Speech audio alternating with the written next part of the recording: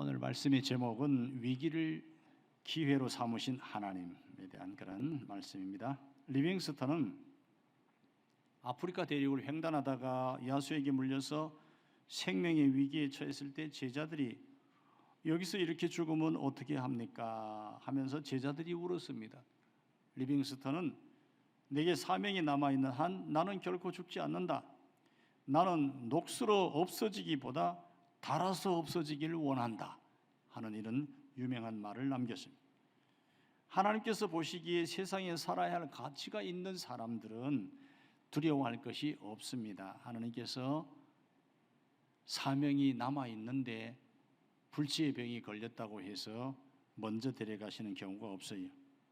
하나님께서 허락하신 시간까지 하나님께서 책임져 주실 것을 우리는 믿고 생명은 하나님께 달려있기 때문에 우리는 주어진 그런 일에 최선을 다하면서 살면 되는 것입니다. 오늘날 위기의 시대를 살아가면서 선택의 기로에 놓일 때 믿음으로 하나님의 편에 굳게 서야 합니다. 하나님의 편에 서는 것이 사는 길이에요. 사명이 생명보다 귀하고 사명자는 하나님께서 책임져 주시는 것입니다.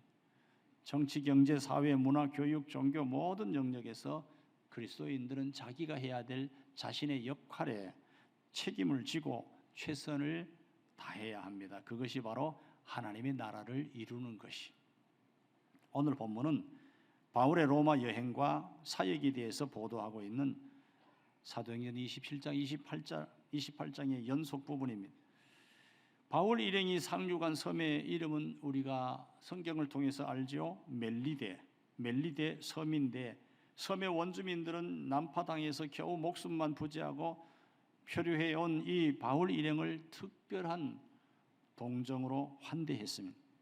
그들은 바다에 빠져 추위에 떠는 바울 일행에게 불을 피워서 따뜻하게 맞이했어요. 그런데 그때 바울이 나뭇가지를 가져다가 불에 올려놓을 때 나뭇가지 사이에 있던 독사가 너무 뜨거워서 그저 튀어나왔어요.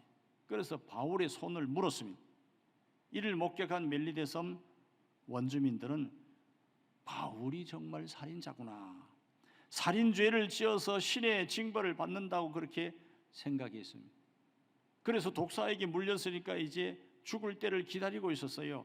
언제 죽나, 고통스러워서 힘들어하고 언제 죽을까 오랜 시간이 지나도록 기다리고 있는데 아무 일이 없었어요. 그래서 돌려서 생각하기를 오해를 했습니다. 신으로 오해한 거, 신으로. 이 사람은 사람이 아니고 신이구나, 오해를 했어요. 이런 모습은 바울이 안전뱅이를 고쳤을 때에 바울을 신으로 오해한 루스드라 사람들의 모습을 연상하게 하는, 안전뱅이를 고친 것이 사도행전 14장에 나오고 있죠. 바울이 독사에 물렸지만 아무 이상이 없었던 것은 믿는 자는 뱀을 잡으며 독을 마실지라도 해를 받지 아니하리라, 주님의 그 약속이 성취된 것입니다. 바울은 이런 기회를 통하여서 하나님과 복음을 증거하는 아마 좋은 기회로 그렇게 삼았을 것입니다. 한편 바울은 멜리데 섬에 3개월 동안 머물렀는데 3개월 동안 머무는 동안에 그 섬 원주민들의 대표격인 이 버블리오 부친의 열병과 이지를 치유한 것을 비롯해서 그 섬의 원주민들의 질병까지도 치유해 줬습니다.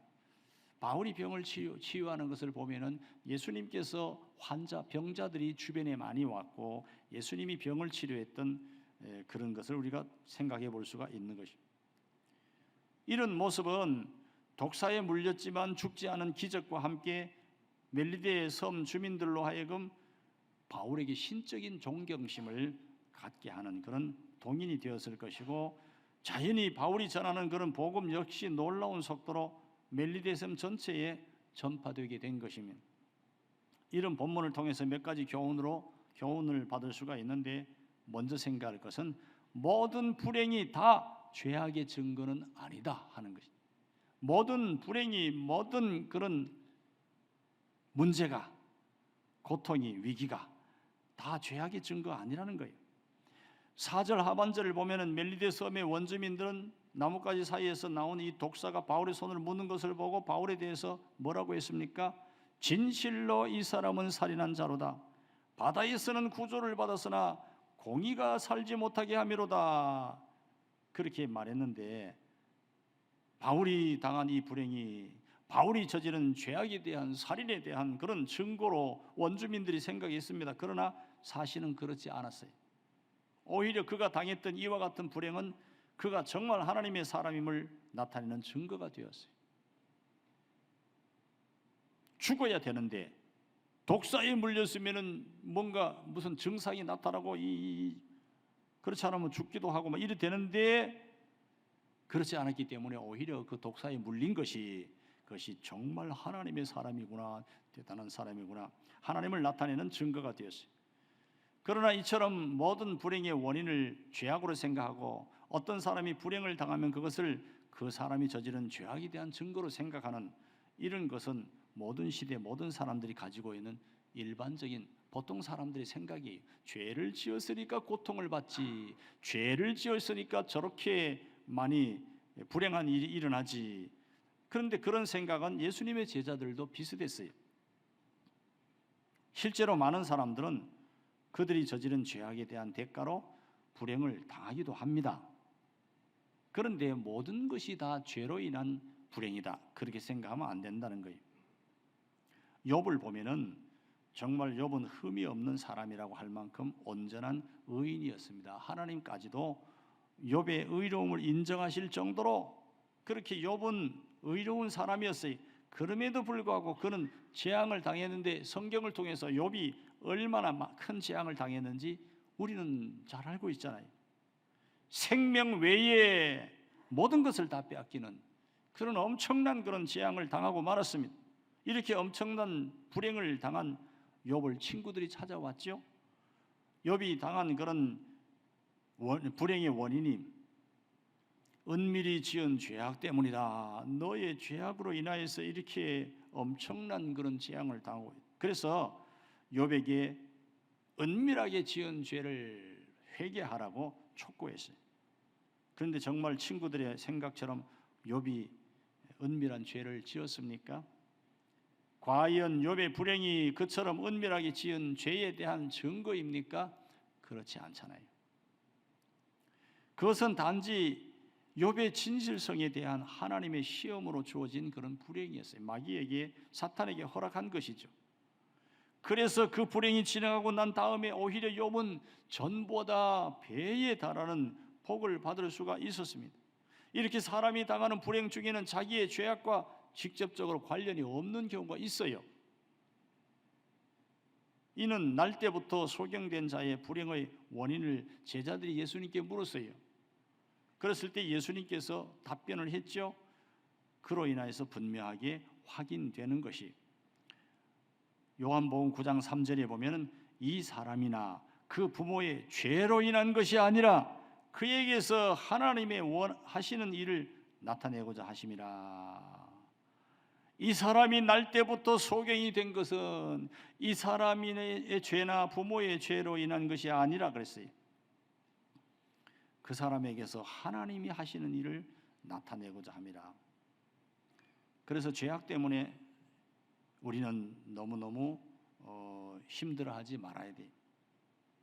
죄책감에 시달리지도 말아야 돼.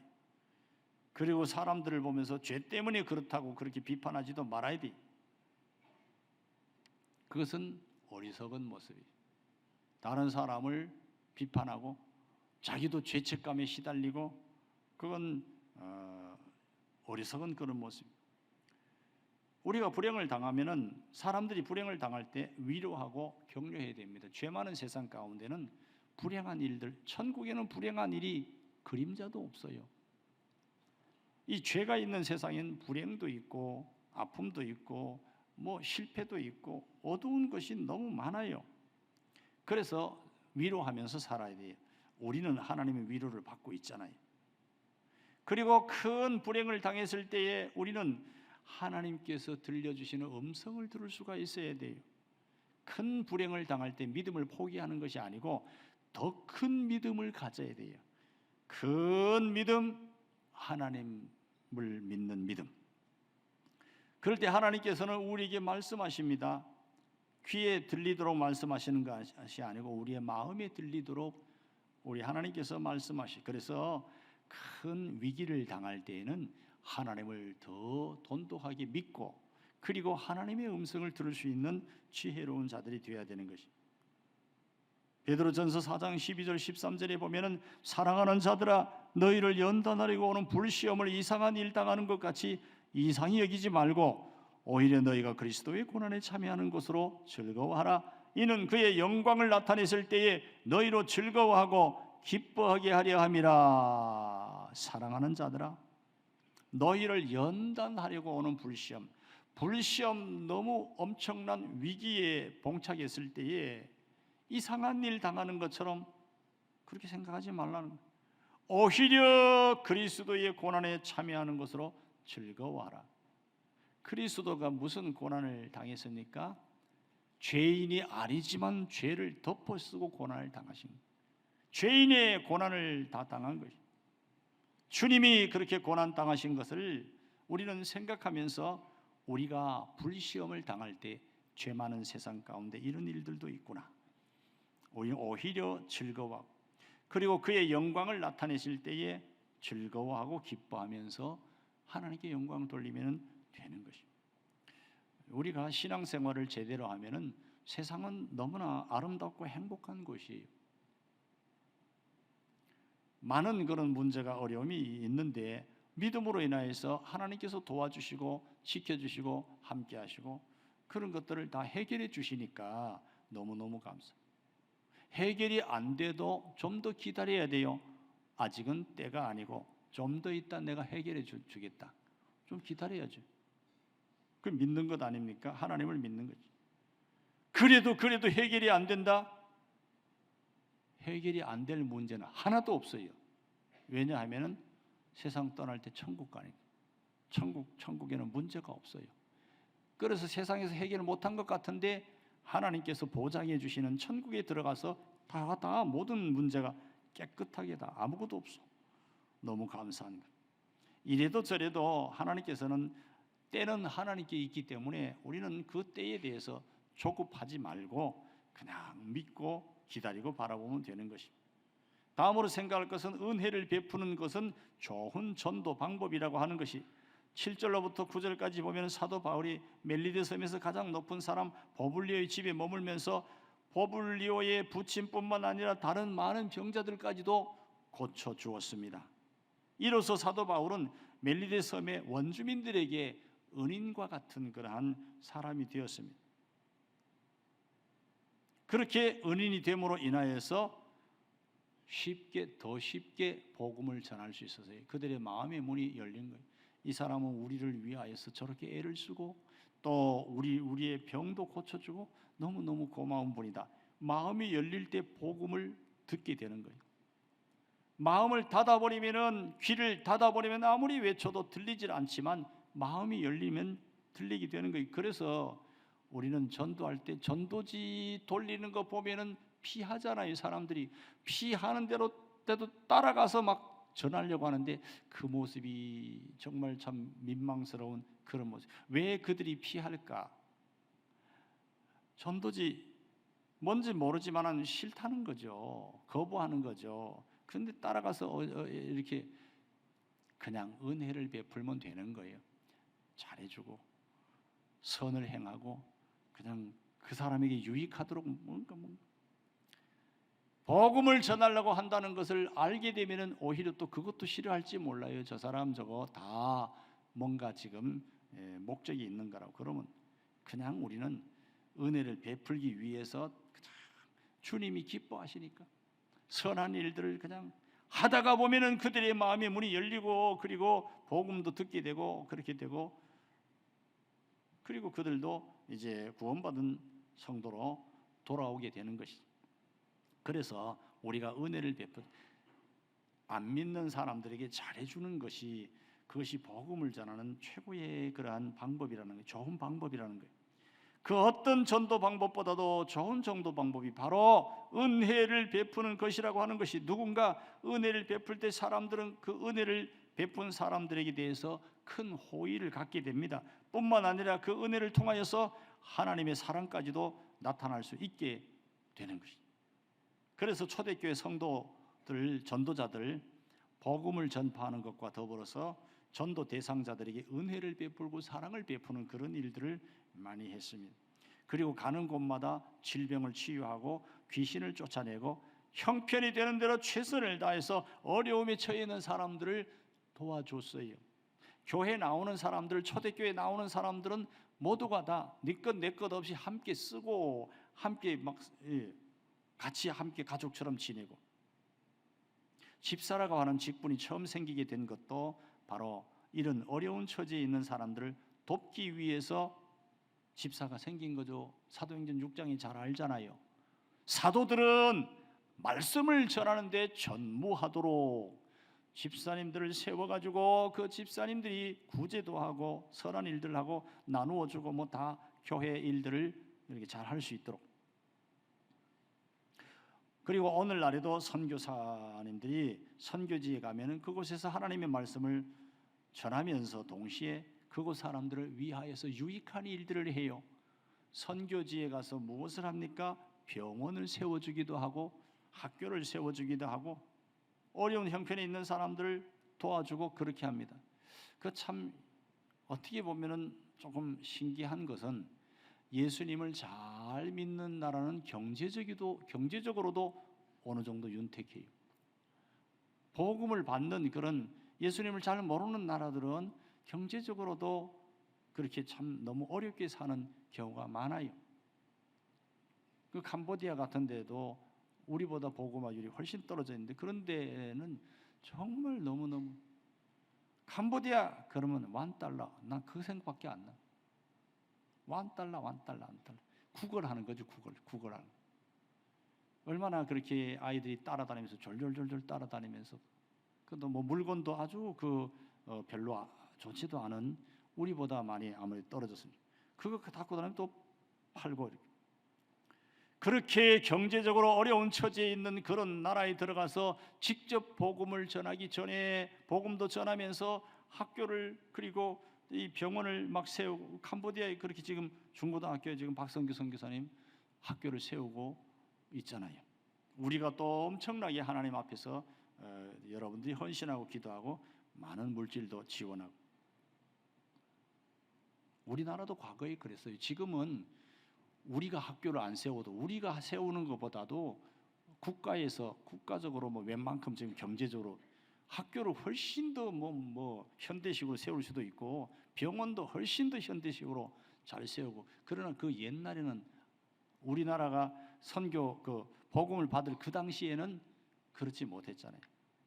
얼마 전에 신촌 세브란스 연세대학교 그 세브란스 병원에 갔는데 과거와 달리 막 병원의 건물들이 큼직큼직하게 많이 세워놓고 큰 병원이잖아요. 그런데 들어갔는데 찬송가 소리가 곳곳에 들리는 거예요. 계속해서 방송 틀어놨는데 찬송을 틀어놨어요. 찬송가. 오, 이게 뭐야, 너무 은혜롭다. 야, 이 큰 병원에서 이런 찬송 소리가 들리네. 선교사님들이 백수년 전에, 오래전에 이 병원을 세워서 그렇게 된 건 아닙니까? 우리는 이제 도와줄 수 있는 그런 입장이 있으니까 우리도 왜 교회를 세우지 병원을 세우냐 그렇게 하지 말고, 선교지에 무슨 일이 있을 때는 기도로도 지원하고 또 물질로도 지원하고, 아무리 병원 세우는 데에 돈이 많이 들어가도 영혼보다 귀한 것이 아니잖아요. 한 영혼이 얼마나 소중해요. 얼마나 귀해요. 그런 것을 통해서 도움이 된다면 얼마나 좋겠어요. 이렇게 어려운 처지에 있는 사람들을 돕다가 보면은 이제 그들이 도움을 받다가 선교사님들에게도 고마워하고 전도자들에게도 고마워하고 그들이 믿고 있는 하나님에 대해서도 생각하게 되고, 그래서 마음의 문이 열리고 복음을 받아들이기가 쉽게 된다고 하는 것입니다. 그런데 그럼에도 불구하고 오늘날 많은 성도님들이 세상 사람들에 대해서 은인과 같은 은혜를 베푸는 일에 많이 약해요. 좀 손해를 보더라도 좀 그들을 유익하도록 은혜를 베풀고 이렇게 해야 되는데, 오히려 반대의 말을 듣기도 하잖아요. 세상 사람들, 교회 안 다니는 사람들보다도 훨씬 더 약삭 빠르고, 그리고 아주, 그래서 원망과 질책을 듣는 그런 경우가 참 많아요. 그래서 심지어는 이런 말도 한다 그래요. 믿는 놈일수록 믿을 놈들이 못 된다. 전부 다 안 좋은 말이잖아요. 놈이라고 하는 말이 님자하고 비슷하긴 한데 님하고 놈은 얼마나 틀려요. 믿는 놈일수록 믿을 놈이 못 된다. 이게 참 얼마나 부끄러워. 이런 말을 듣는 우리들이 되면은 복음이 들어가지를 못하는 거예요. 그렇게 중요하다고 말하면서 마음을 닫아버리는데, 완전히 귀를 막아버리는데 무슨 복음이 들립니까? 복음이 비집고 들어갈 곳이 없어요. 그래서 우리는 주님을 생각하면서, 그리고 그들의 영혼을 생각하면서 은혜를 베푸는 일을 많이 하도록 힘써야 되는 것입니다. 정말 그들이 복음 받기를 원한다면 지금이라도 이 세상에 사람들에게 은혜를 베푸는 그런 사람들이 되도록 힘써야 되는 것이, 그러므로 우리는 은혜와 사랑을 베풀므로 인하여서 이 땅에 잃어버린 많은 영혼들을 하나님께로 인도하는 그런 삶을 살아야 되는 거예요. 로마서 15장 2절에 보면 우리 각 사람이 이웃을 기쁘게 하되 선을 이루고 덕을 세우도록 할지니라. 각 사람이, 우리가 한 사람 한 사람이 이웃을 기쁘게 하나님을 기쁘시게 하면 되는 것이지 무슨 이웃까지. 잘못 생각하면은 우리의 생각이 조금 문제가 될 수가 많아요. 이웃을 기쁘게 하는 것이 하나님을 기쁘시게 하는 것과 연결이 되는 거예요. 이웃의 선을 행하는 것이 지극히 작은 자 한 사람에게 한 것이 내게 한 것이라 예수님이 말씀하셨어요. 그렇게 어려움을 당하는 사람에게 한 것이, 그것이 주님께로, 예수님께 한 것이, 이게 연결이 된다는 거예요. 선을 이루고 덕을 세우도록 할지니라. 덕을 세우도록, 선한 일 하도록 힘써야 되는 거예요. 다음으로 세 번째 생각할 것은 성도의 위기는 하나님이 살아계심을 나타내는 기회가 되기도 한다는 거예요. 4절에서 6절까지 보면 바울이 독사에게 물렸음에도 불구하고 아무 일이 일어나지 않았을 때 이 모습을 지켜보던 멜리데 섬의 원주민들은 바울은 신이다, 저 사람은 신이다, 저 사람은 사람이 아니야, 어떻게 독사에 물렸는데 죽지도 않아, 이야 저 사람 신이다, 평범한 인간으로 생각하지 않았어요. 그러니까 바울이 하는 말을 귀를 기울이는 거예요. 복음을 듣는 거예요. 저 사람 보통 사람 아니야, 신과 같은 사람이 신이야. 이래서 복음이 전해지는 거예요. 전승에 의하면 이 섬에서 제일 높은 사람이었던 이 버블리오가 멜리데 섬의 최초의 감독이 되었다가 나중에 순교를 했다는 거예요. 예수님을 믿고 감독까지 되고, 그리고 그 예수님 위하여서 사역을 하다가 순교를 했다. 이게 전승에 나온다고 하는 것입니다. 실제로 이 멜리데 섬에서 초대교회 성도들이 박해를 피해서 예배를 드리던 장소인 지하 묘지 카타콤이 그 섬에서 발견이 됐다는 거예요. 그것은 그 섬이 복음화되었다는, 이제 예수 복음을 받아들였다는 그런 역사적인 그런 증거가 되는 것입니다. 결국에 사도 바울이 독사에게 물리는 위기에 처했던 것은 오히려 보다 효과적으로 하나님 살아계신 것을 나타내는 기회가 되었어요. 독사에게 물렸기 때문에 아무 일이 없어서 하나님이 살아계시다, 이게 그만 전달이 된 거죠. 우리 성도들이 당하는 위기도 마찬가지라고 하는 것입니다. 위기가 위기로만 끝나고 무너지고 고통을 당하는 것이 아니고 하나님이 살아계신 것을 나타내는, 드러내는 절호의 기회가 될 수 있다는 거예요. 내 인생에 너무 큰 고통이 올 때 그 큰 고통으로 인하여서 아무 말도 안 들리고 너무 크게 고통스럽고 그냥 생명을 포기하고 싶은 그런 때에 믿음을 지키면, 믿음을 포기하지 아니하고 붙잡고 있으면, 그러면 하나님께서 놀랍게 역사하시고 하나님 살아계신 걸 나타내는 기회가 된다는 것이에요. 그래서 우리는 위기의 때도 그렇게 넘기면 되는 거예요. 히브리서 12장 11절에 보면 무릇 징계가 당시에는 즐거워 보이지 않고 슬퍼 보이나 후에 그로 말미암아 연단받은 자들은 의와 평강의 열매를 받느니라. 징계가, 위기가, 고통이 당시에는 즐거워 보이지 않지만 잘 믿음으로 견디면, 그러면 연단을 잘 받아서 의의 열매, 평강의 열매를 맺는다는 거예요. 그래서 위기는 어떻게 보면 기대감을 우리에게 줘요. 어떤 놀라운 일이 일어날까? 홍해 앞에서 멸망의 위기에 처해졌던 이스라엘 백성들을 보면 우리가 잘 알 수가 있어요. 얼마나 큰 위기입니까? 출애굽한 지 얼마 안 됐는데 홍해 바다가 딱 가로놓여 있고 뒤에는 애국 군대가 쫓아오고 있고 진퇴양난, 절대절명의 위기의 상황이. 그런데 이스라엘 백성들에게 있어서 이와 같은 위기 상황이 하나님 살아계신 것을 만천하에 보여주는 절호의 기회가 됐다는 것이. 위기의 순간에 그들 앞에 가로막고 있던 홍해 바다가 갈라지는 놀라운 기적이 일어났습니다. 어느 신이, 어떤 사람이 바다를 갈라놓을 수 있어요? 바다를 육지로 만들 수 있습니까? 그 기적으로 인하여서 하나님이 이스라엘 백성들과 함께 하신다. 벌벌벌벌 떠는 거예요. 가나안 족속들이 떨고 주변의 민족들이 떨고 하나님이 살아계시고 하나님이 이스라엘 백성들과 함께 하신다. 야, 이거 어떻게 해야 되나? 두려워하면서 하나님을 인정하게 되는 거예요. 그리고 복음이 그들에게 들어가게 된다고 하는 것입니다. 우리도 마찬가지라고 하는 거예요. 우리도 마찬가지. 만일에 골리앗이 아니었다면, 골리앗이 이스라엘 백성들에게 얼마나 큰 위험이 됐습니까?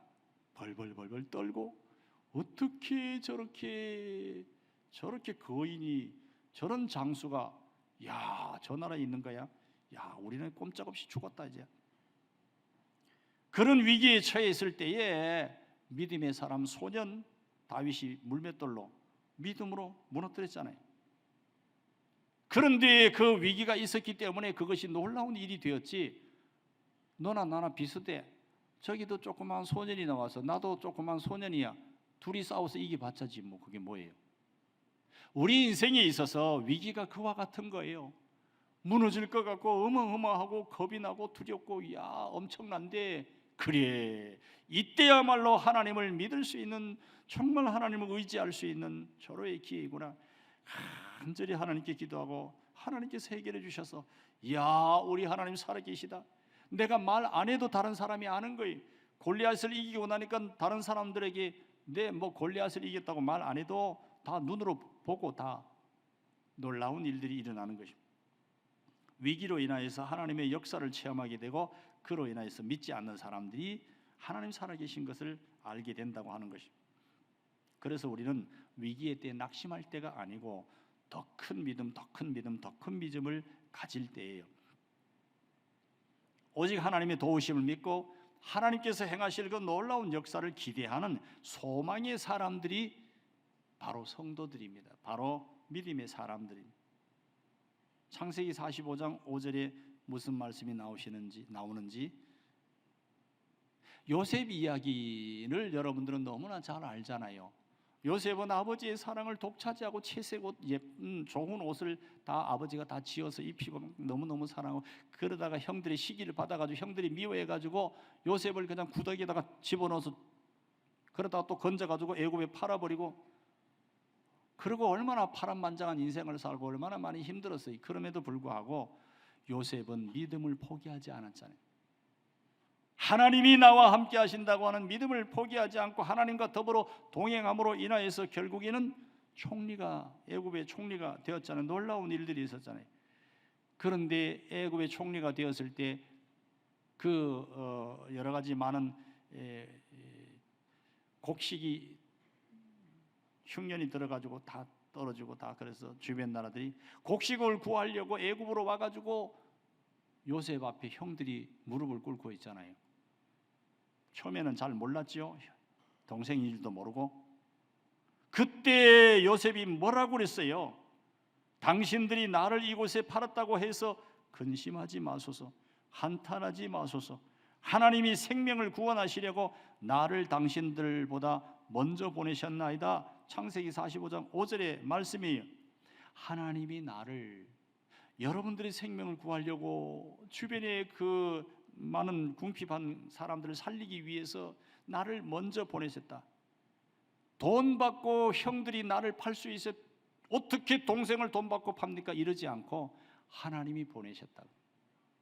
생명을 구원하기 위해서 먼저 보내셨다고. 하나님이 보냈다고 하면은 힘이 들어도 견딜 수 있잖아요.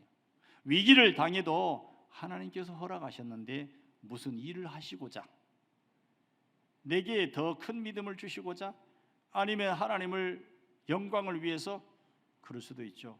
그러면 견딜 만한 것이, 말씀을 정리합니다. 모든 불행이 다 죄악의 증거는 아닙니다. 그러므로 나타나는 모습으로 인하여서 사람들을 평가하고 자신도 죄책감에 시달리고 그러지 말아야 되는 것이, 그런가 하면 은혜를 베푸는 것이 좋은 전도 방법이라는 것이, 복음을 전하기 위해서 사람들에게 선을 행하고 은혜를 베푸는 그런 삶을 살아야 됩니다. 은혜를 베푸는데 싫어할 사람 누가 있어요? 목적이 없이 그 사람 도와주려고, 정말 진심으로 도와주려고 애를 쓰는데 싫어하는 사람 누가 있냐고요. 성도의 위기는 하나님이 살아계심을 나타내는 기회가 되기도 한다고 하는 것입니다. 위기에 대해 낙심하지 말고, 위기에 대해 하나님 더 잘 믿으시고, 예수님 잘 믿고 신앙생활 잘하는데 왜 이렇게 환난이 많은 거야?